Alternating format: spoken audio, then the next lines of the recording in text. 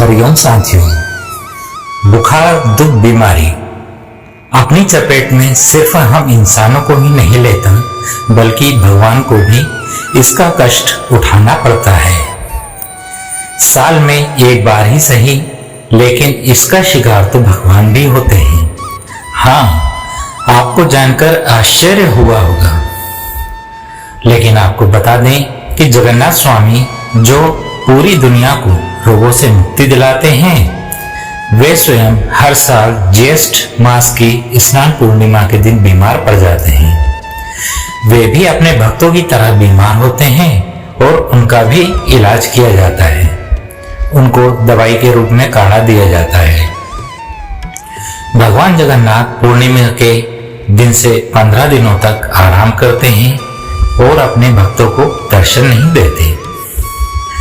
इसी कारण से भगवान जगन्नाथ के कपाट इन 15 दिनों तक बंद रहते हैं। इस दौरान भगवान जगन्नाथ को फलों के रस, औषधि एवं दलिया का भोग लगाया जाता है। जब भगवान जगन्नाथ स्वस्थ हो जाते हैं तो वे अपने भक्तों से मिलने के लिए रथ पर सवार होकर आते हैं, जिसे जग प्रसिद्ध रथ यात्रा कहा जाता है। यह रथ यात्रा हर वर्ष आषाढ़ मास की शुक्ल पक्ष की द्वितीय तिथि को निकलती है। अब भगवान बीमार क्यों होते हैं, चलिए जानते हैं इसके पीछे का कारण। उड़ीसा प्रांत में जगन्नाथपुरी में भगवान श्री जगन्नाथ के एक भक्त माधव दास जी रहते थे। माधव दास जी अकेले रहते थे और भगवान का भजन किया करते थे। हर रोज श्री जगन्नाथ प्रभु के दर्शन करते थे और अपनी मस्ती में ही मस्त रहते थे।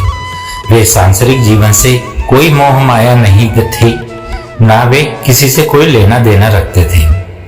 प्रभु माधव जी के साथ अनेक लीलाएं किया करते थे और चोरी करना भी सिखाते थे। एक दिन अचानक माधव दास जी की तबीयत खराब हो गई। उन्हें उल्टी दस्त का रोग हो गया। वह इतने कमजोर हो गए कि उठने बैठने में भी वे असमर्थ होने लगे। माधव जी अपना कार्य स्वयं करते थे। वे किसी से मदद नहीं लेते थे। जो व्यक्ति उनकी मदद के लिए आता था, उनसे कहते थे कि भगवान जगन्नाथ स्वयं उनकी रक्षा करेंगे। देखते ही देखते माधव जी की तबीयत इतनी खराब हो गई कि वे अपना मलमूत्र भी वस्त्रों में ही त्याग देते थे। तब स्वयं जगन्नाथ स्वामी सेवक के रूप में माधव जी के पास उनकी सेवा करने पहुंचे। माधव जी के गंदे वस्त्र भगवान जगन्नाथ अपने हाथों से साफ करते थे और उन्हें भी स्वच्छ करते थे। उनकी संपूर्ण सेवा करते थे। जितनी सेवा भगवान जगन्नाथ करते थे, शायद ही कोई व्यक्ति कर पाता। जब माधव दास जी स्वस्थ हुए और उन्हें होश आया, तब भगवान जगन्नाथ जी को इतनी सेवा करते थे, वे तुरंत पहचान गए कि यह मेरे प्रभु ही हैं। एक दिन श्री माधव जी ने प्रभु से पूछा, प्रभु आप तो त्रिभुवन के मालिक हो, स्वामी हो, आप मेरी सेवा कर रहे हो। आप चाहते तो मेरा ये रोग भी तो दूर कर सकते थे, और अगर रोग दूर कर देते तो यह सब आपको नहीं करना पड़ता प्रभु।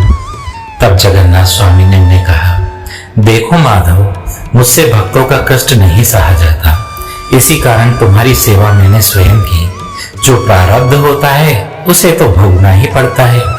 अगर उसको इस जन्म में नहीं काटोगे तो उसको भोगने के लिए फिर तुम्हें अगला जन्म ले लेना पड़ेगा, और मैं नहीं चाहता कि मेरे भक्त को जरा से प्रारब्ध के कारण अगला जन्म फिर लेना पड़े। इसलिए तो मैंने तुम्हारी सेवा की। लेकिन अगर फिर भी तुम कह रहे हो तो भक्त की बात भी नहीं टाल सकता। अब तुम्हारे प्रारब्ध में ये 15 दिन का रोग और बचा है, इसलिए 15 दिन का रोग तुम मुझे दे दे माधव। 15 दिन का वो रोग जगन्नाथ प्रभु ने माधव दास जी से ले लिया। तब से भगवान जगन्नाथ इन 15 दिन बीमार रहते हैं। तब से यह प्रचलन आज तक वर्षों से चलता आ रहा है। साल में एक बार भगवान जगन्नाथ को स्नान कराया जाता है, जिसे हम स्नान यात्रा कहते हैं। स्नान यात्रा करने के बाद हर साल 15 दिन के लिए भगवान जगन्नाथ आज भी बीमार पड़ते हैं और 15 दिन के लिए मंदिर के पट कपाट बंद होते हैं। तो बोलिए जय जगन्नाथ, जय श्री कृष्ण, जय गोविंदा।